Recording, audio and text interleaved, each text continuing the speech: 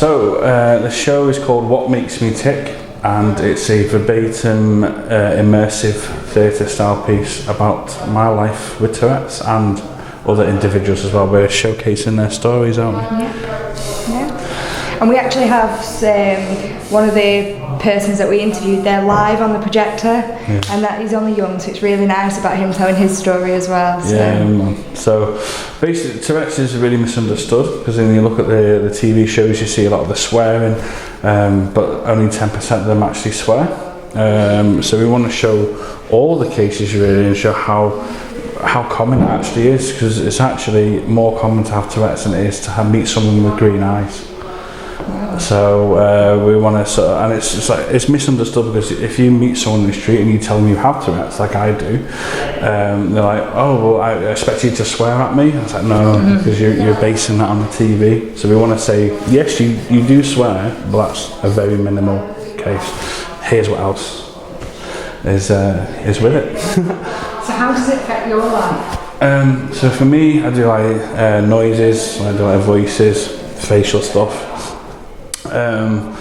It can be challenging, don't get me wrong, but I use drama and acting to sort of as my release. It's like my way of medicating it, if you will, because I get to become someone else. I was saying upstairs, when he goes on stage, because I've known Luke quite a while, we did an MA together, and when he goes on stage, doesn't tick, not at all, because he says he's somebody else, as opposed to himself. So I really struggle when the show finishes, whatever show I'm doing, because it's like I've got to get rid of my medication and wait for the next thing to come on. So when I'm not doing a show, I'm like learning how to play my drums or my bass guitar just to escape, really.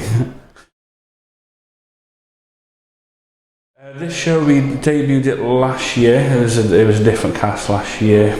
So I got funding for a tour as part of the MA. And we did Liverpool, Reading and Brighton.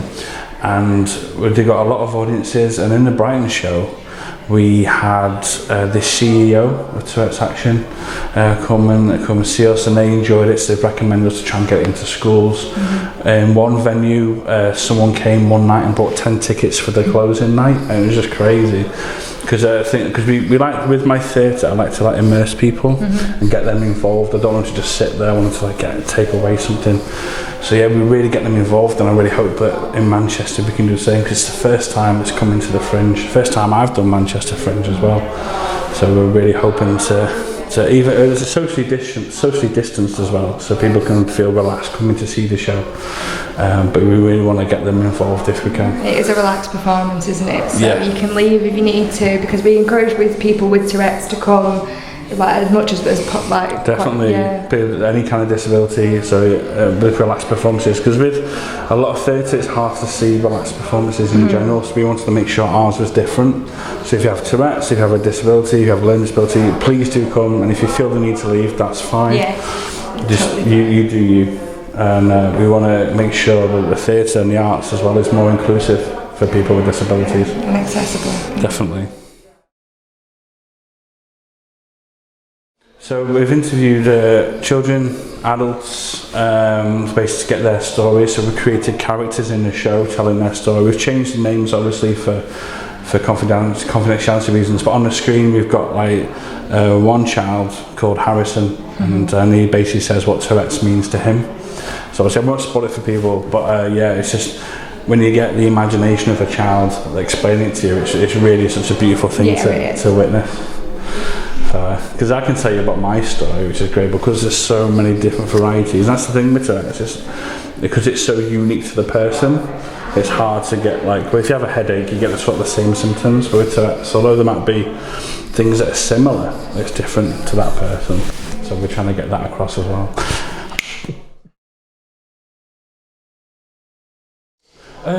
It was crazy. It was weird because I didn't know what to do with myself, because I like to try and keep busy. Because I don't like just sitting there, because obviously I get low mood, especially when my tics can be quite full on and quite mixed. So I'm glad to be doing something now, although it's restricted. It's more than I had a few months ago. But one thing I did notice within the lockdowns, we've got this whole sense of community now back into society. People are willing to help each other out with their disabilities, or if you're of a certain age. And I really hope we don't lose that. Whether we have to go back to lockdown again, I really hope we don't lose that, because it was nice to see people take a step back and now do what they really want to do. So yeah, it was quite beautiful to watch. I know people might have found it boring or frustrating, but if you look at the bigger picture, it's actually probably been a good thing to take a step back into society, really. Yeah, definitely. It was a chance to review the show and get Alex on board as well to bring it back. How have you found it, Alex?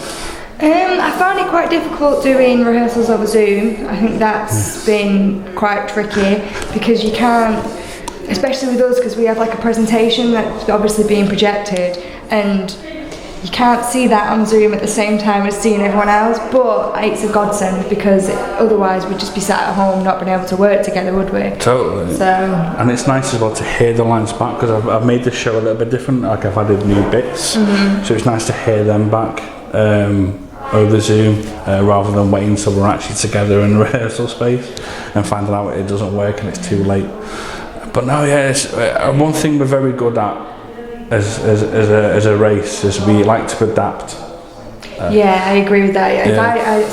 I was just acting totally, and then I ended up, because I was that bored in lockdown, I went and signed up for Miss Manchester, got into the final, and now I'm going to Miss England, and it's like, if I didn't have that in my life in lockdown, and this show in particular, I don't know what we would have done. Totally. So yeah, although it can be frustrating, but you adapt. I know exactly. It's nice to adapt and like take on new challenges, take on new skills. Yeah. So I'm hoping that this has definitely been a challenge, but a very good challenge.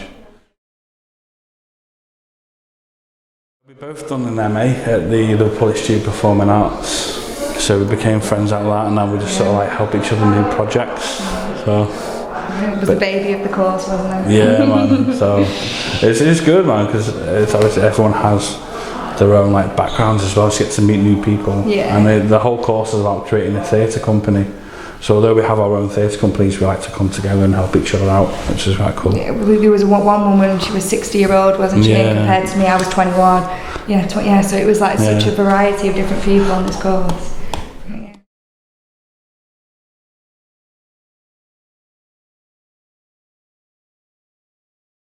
I'd love to get on tour again. I think schools is the aim, isn't it? To try and raise awareness at quite a young age. So if you see someone with Tourette's on the street, you don't already have this stereotypical view of the swearing, the gimmick sort of. It is though, isn't it? Yeah, totally. Because that's with respect to what the TV and media show. So they're creating like a stigmatisation around that. Because you wouldn't show the one case of another disability, so why would you do it for this one? Show it all, give people the proper picture. Because there's research now where kids are diagnosed as early as 5. So, and it's quite scary for an adult who gets it. So imagine how a 5-year-old might feel. So we want to try and get this into schools and sort of say, it's going to be fine, you can still do the things you want to do. You just might need to adapt. I was 14, 15, so going through GCSEs, going through puberty and having these tics as well. So it was quite a challenging time, and I kind of wish I had someone there to sort of tell me about it, really. Because initially I thought, I can't be an actor now, and I'm going to go and be a chef, which is weird, because I thought, I can cook. But then obviously tics and knives and stuff, so it's probably not great. But so I was like, I'm going to go back into do acting. I really wish I stayed with it, because it was a new way to be creative. But if I didn't go through being a chef and then come back to acting, I probably would have just given up. And I'm really glad I've come back to it now. I'll try and get some cakes for opening night, so you've got to come down to, even if it's just for cake, you know what I mean, and just come down opening night. Because the main idea is to give someone a new opinion to what they went in with. Whether it's good or bad, and if we can do that between me, Alex and Faye, another cast member, then yeah, man, we'd have done our job.